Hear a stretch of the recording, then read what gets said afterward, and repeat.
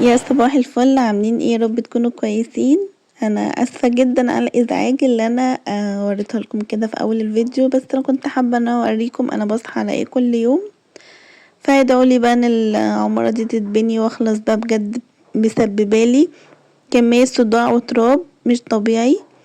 فيا رب بقى تخلص على خير. المهم بقى انا صحيت الساعه دلوقتي كده 8، قلت اشرب كوبايه شاي بلبن على ما افضي الاكياس اللي عندي دي واحضر الفطار. حضرت بقى فضيت الكيس الفاكهة، كنت جايبة موز وافوكادو وتفاح. وكمان كنت جايبة كده توفي وشوية حاجات كده كانت موجودة عندي في البونبونيرة برا، فحبيت احطها في البتاعة دي يعني، واحطها كده ايه قدام المطبخ. وكمان كنت جايبة ذرة اللي هي المقرمشات دي، انا بحبها جدا، فحبيت برضو ان انا احطها في الطبق دوت.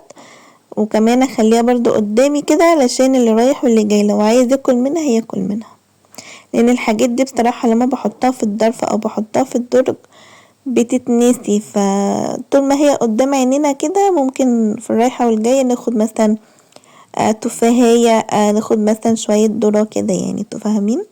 حبيت بقى ان انا احضر الفطار، حضرت كده فطار بسيط. محبتش بقى ان انا اعمل فول وطعمية وكده، حطيت لانشون وجبنة وعملت بيض برضو مسلوق، وبحب احط عليه توابل البطاطس دي بتبقى خطيرة.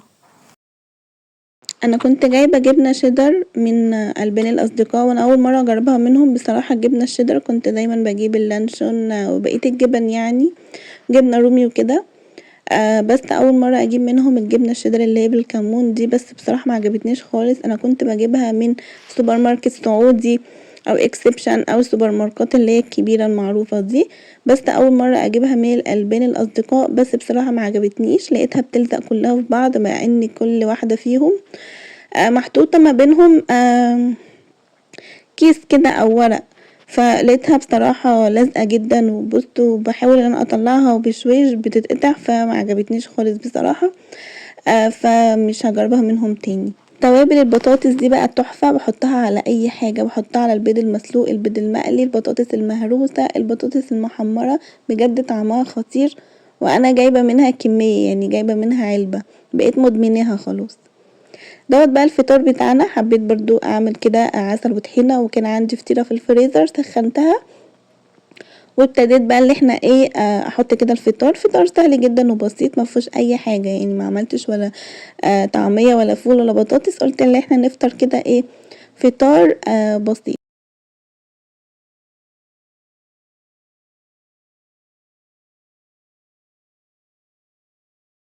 بعد الفطار بقى لقينا المغسلة جايبالنا السجاجيد. انا وديت السجاجيد بصراحة المغسلة المرة دي، ما حبيتش ان انا اغسلهم لان هما كانوا مليانين تراب جدا بسبب البنا وكده، فما كنتش هقدر عليهم بصراحة، فوديتهم للمغسلة على الله بس ينضفوهم زي ما انا عايزة. لان بصراحة جربت كذا مغسلة هنا ما كانوش بينضفوها زي ما انا عايزة، طبعا مش زي ما انت ما بتنضفيها، بس المضطر بقى يعمل ايه. المهم دخلت بقى على الكوفي كورنر، وما كانش عاجبني خالص شكله، كان حاسه اللي هو منكوش كده، فقلت اللي انا ايه اروش عليه واغير جزء بسيط من النظام بتاعه، لان انتوا عارفين اللي متابعني يعني من زمان عارف اللي انا زهوقه، بزهق يعني بسرعة. فبحب اللي انا كل فترة كده ان انا اغير اي نظام، يعني عامة نظام الاوضة، نظام الصالة، نظام المطبخ، وبحب اشيل وبحط. المهم بقى البتاعة دي كانت عندي موجودة في النيش. انا عندي حاجات كتيرة قوي في النيش بصراحة بتاعة السبوع، فانا حبيت قلت بقى ان انا اغير النظام كده واحطها، بس حسيت اللي هي شكلها صعلوكة قوي يعني، ما عجبتنيش. تحس ان الكوباية التانية كانت مالية مكانها كده وليها هيبة، وكمان ما كانتش هتليق على الديكور اللي انا عايزة احطه. انا كنت حابة ان انا احط بقى بقية الحاجات كلها ازاز في ازاز، حتى السكرية غيرتها زي ما انتم عارفين علشان انا بزهق، مع اني انا بحب الطقم ده قوي، مش عارفة طقم الكاو ولا طقم ايه، بس انا بحبه جدا جدا، بيبقى شكله حلو قوي و شكله كيوت يعني عاجبني. المهم ده الديكور الاخراني اللي انا رسيت عليه. حبيت احط البونبونيرة دي كده هنا، حاطه فيها شوية توفي وكده اللي انا كنت مصوراها معاكم في اول الفيديو، وحطيت كمان الكوباية حطيت فيها المعالق، والفازة حطيتها هنا، والكتل والسكرية غيرتها، وحطيت البطاطيط بتاعتي. عايزة اعمل كمان كذا شكل كده بيبقوا شكلهم حلو قوي. بعد ما خلصت الجزء ده قلت بقى ان انا ادخل اشوف المطبخ بقى عايز ايه. حبيت ان انا احضر غدا كده مكرونة بشاميل بالفراخ والبسطرمة، وبجد طلعت طعمها خطير. انا عملتها قبل كده بس ده طلب جمهوري يعني، جوزي كان طالبها مني بشدة، فقلت بقى ان انا اعملها له بقى وخلاص. بس طعمها طلع تحفة. انا هنزلها لكم باذن الله في فيديو مختصر لوحده علشان تركزوا في الوصفة. في وصفات معينة ما بحبش انزلها في من خلال الفيديو يعني، علشان بتبقى فيها في تفاصيل كتيرة، فانا مش عايزة الفيديو يطول يعني مني وتزهقوا مني وكده.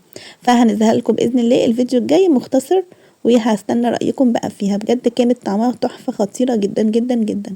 وبس كده، يا رب الفيديو يعجبكم النهاردة، وهستنى رأيكم في الكومنت، واشتركوا عندي في القناة وشيروا قناتي عشان تكبر بيكم.